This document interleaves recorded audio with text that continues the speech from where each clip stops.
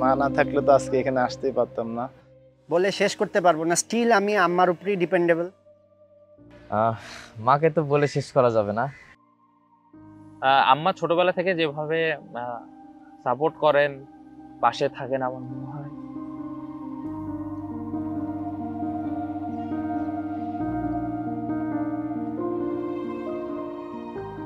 আমার আম্মা যদি আমাকে ভাত উঠে না দেয় আমি আমি খেতে পারি না। তো আমার আম্মা জানে এক্স্যাক্টলি, ওই পরিমাণটা জানে।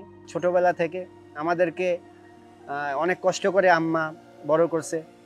আব্বা সবসময় আমাদের কাছে থাকতে পারতো না কাজের জন্য, আম্মাই আমাদেরকে, 5 ভাই বোন ছিলাম, অনেক কষ্টে ওই সময় আসলে, মানে আম্মার অনেক নিবেদন, অনেক কষ্ট, অনেক পরিশ্রম।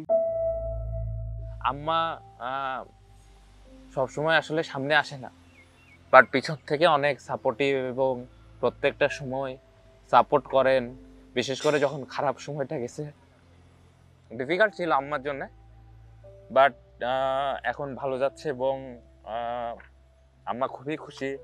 এখনও চেষ্টা করে যে কিভাবে আমি আরো ভালো জায়গায় যেতে পারি, কিভাবে আরো টিমের হয়ে ভালো কিছু করতে পারি, দেশের হয়ে ভালো কিছু করতে পারি। সো আমার অবদানটা অনেক বেশি। আসলে এটা মুখে প্রকাশ করা আমার জন্য ডিফিকাল্ট, বাট কখনো প্রকাশ করা হয়নি। এটা আসলে আমি প্রকাশ করতেও পারবো না। এটা আমার জন্য অনেক বড় পাওয়া। আমার আম্মাই ভাবে, আমার মনে হয় প্রত্যেকটা মাই এভাবে সাপোর্ট করে প্রত্যেকটা ক্রিকেটারকে।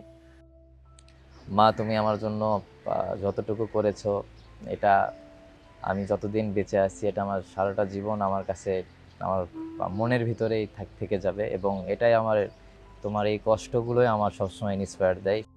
মায়ের ঋণ, মায়ের ভালোবাসা তো কখনোই পূরণ করতে পারবো না, বা তার জন্য যে যতটুকু জিতছি এটাতে কখনোই শেষ হবে না। যতই আমরা এত বড় জায়গায় আসি বা খেলি, এগুলো দিয়ে কখনোই ঋণ শোধ হবে না। আমি আশা করি মা, তুমি সবসময় সুস্থ থাকো, সবসময় ভালো থাকো, এবং আল্লাহ পাক তোমাকে সুস্থ রাখুক। দোয়া করো যেন তোমার ছেলে দেশের জন্য আরো ভালো কিছু করতে পারে এবং সবসময় তোমার পাশে থাকতে পারে। মা, তুমি দীর্ঘজীবী হও, সবসময় এইভাবেই পাশে থাকো। ভালোবাসা অবিরাম তোমার জন্য। আমার খেলাধুলা নিয়ে আসলে আম্মা অনেক বেশি টেনশন করো আমি জানি, বাট আমাকে নিয়ে টেনশন করার কোনো কারণ নাই। এতটুকু চাইবো যে তুমি আমার জন্য দোয়া করবা যেন আমি সুস্থ থাকি আর দেশের হয়ে ভালো কিছু করতে পারি। যেটা তোমাকে কখনো বলা হয় নাই মা, আমি তোমাকে অনেক ভালোবাসি মা।